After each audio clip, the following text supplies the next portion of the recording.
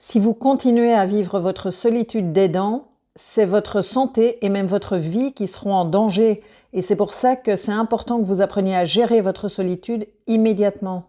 Donc je vais vous montrer plusieurs façons d'apprendre à gérer votre solitude pour que vous puissiez avoir la vitalité de faire ce que vous avez envie de faire dans votre vie. Lorsque votre solitude d'aidant proche s'aggrave et que ça vous semble impossible d'aller au-devant des autres, la première chose à faire, c'est de commencer petit. Donc souvenez-vous que vous n'êtes pas seul dans ce cas et que c'est normal de sentir de la solitude quand on est dans proche et dans familial. Ensuite, il est important que vous gardiez un bon rapport à vous-même. Est-ce que vous pouvez imaginer là entre 1 et 3 choses que vous aimez faire ou que vous aimeriez faire, qui ne prennent pas trop de temps et que vous pourriez faire là si vous aviez le temps? Si vous pouviez en mettre une dans les commentaires, ça pourrait être aidant pour d'autres proches aidants justement qui regardent cette vidéo, qui sont comme vous et qui cherchent des clés.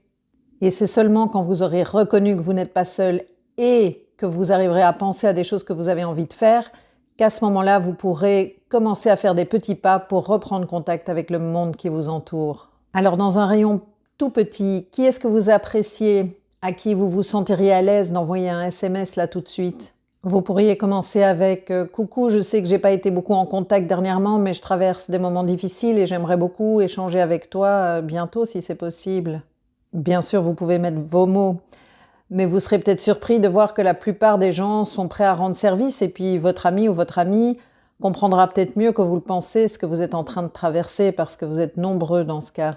Dans un rayon un peu plus grand, est-ce qu'il y a un groupe dont vous faisiez partie ou dont vous faites partie mais que vous avez un peu négligé à cause de vos récentes obligations d'aidant proche? Ça pourrait être bien de reprendre contact avec le ou la membre du groupe dont vous vous sentez le plus proche pour voir s'il y a une rencontre bientôt que vous pourriez rejoindre. Ou peut-être que vous-même, vous pourriez proposer une rencontre sur Zoom. Je ne sais pas comment est-ce que vous vous sentez avec ces différentes choses que je propose quand vous vous imaginez les faire. Si c'est agréable, on est sur le bon chemin et on peut continuer. Si ce n'est pas agréable, il est possible qu'un soutien de type thérapeutique puisse vous faire du bien avec quelqu'un de neutre à qui vous pourriez parler de votre situation. Mais sentez-vous libre de continuer à écouter, peut-être que vous trouverez quelque chose qui vous intéresse dans la suite. Donc faisons un petit pas plus loin qu'un groupe que vous avez connu. Beaucoup de groupes se rencontrent autour d'un sujet commun qui intéresse les membres du groupe. Donc peut-être qu'il y a un groupe qui fait des promenades dans la nature ou un groupe qui regarde des films ensemble. Si une de ces activités vous intéresse, vous pourriez vous renseigner, peut-être aller voir.